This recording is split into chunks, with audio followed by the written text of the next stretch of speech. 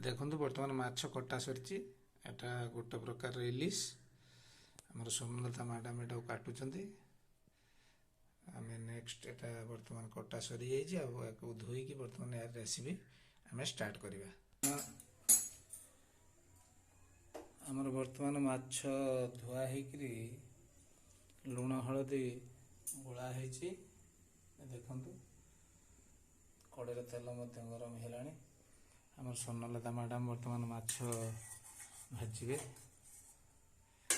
छाड़े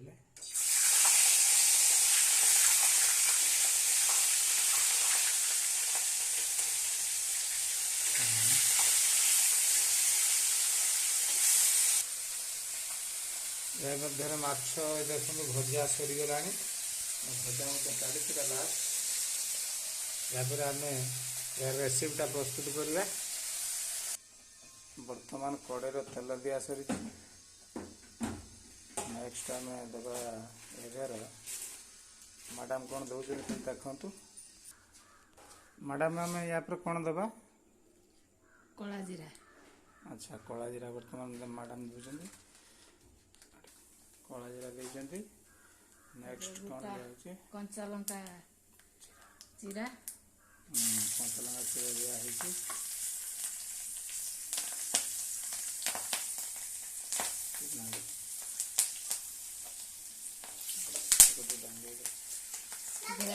डांगे दबा कंचा लंका को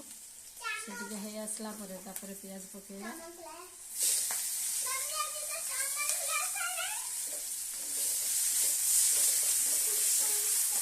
कौन मैडम खाली सोरष तेल रंधा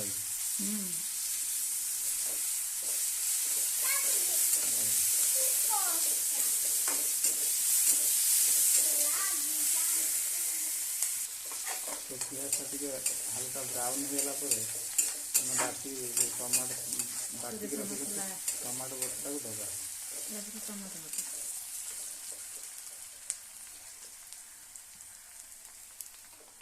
बर्तमान पियाजटा टी ब्राउन हो गला मैडम को कहवा अनुसार आम बर्तमान कौन दबा टमाटो बटा दबा टमाटो बटा दिगला टमाटो टी होगा कौन करवा सोरिष बटा रखा अच्छा टमाटो हो कौन दबा बटा हो रखा जीरा सोरिष रसुण से बटा को दिया सोरिष जीरा रसुण बटा होता से मसला दियाला यापर लंका हलदी दिया मसलाटा को मिक्स करदे टमाटो और सोरिष मसला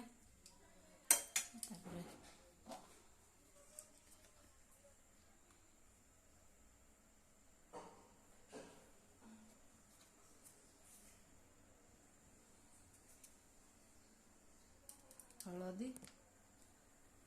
जेहेतु मसला कला बेले कंचा लंका देसी से अल्प लंका गुंडा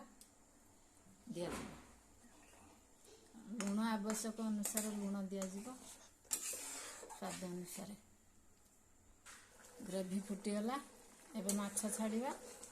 माछ छाड़ी धीरा आंचर फुटाइबा किसी समय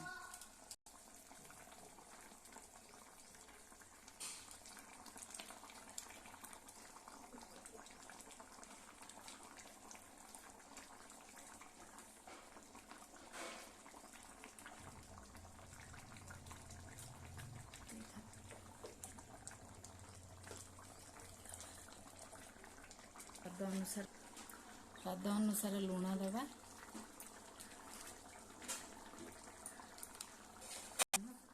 अब धनिया पत्र दियाला होगला ऊपर खाली कंचा तेल टे सोरिष तेल टे बुले दबा जेहेतु सोरिष रेसिपी से सोरिष तेल दबा ये आज रंधा परवर्ती रेसिपी परवर्ती वीडियो रे देखेबी।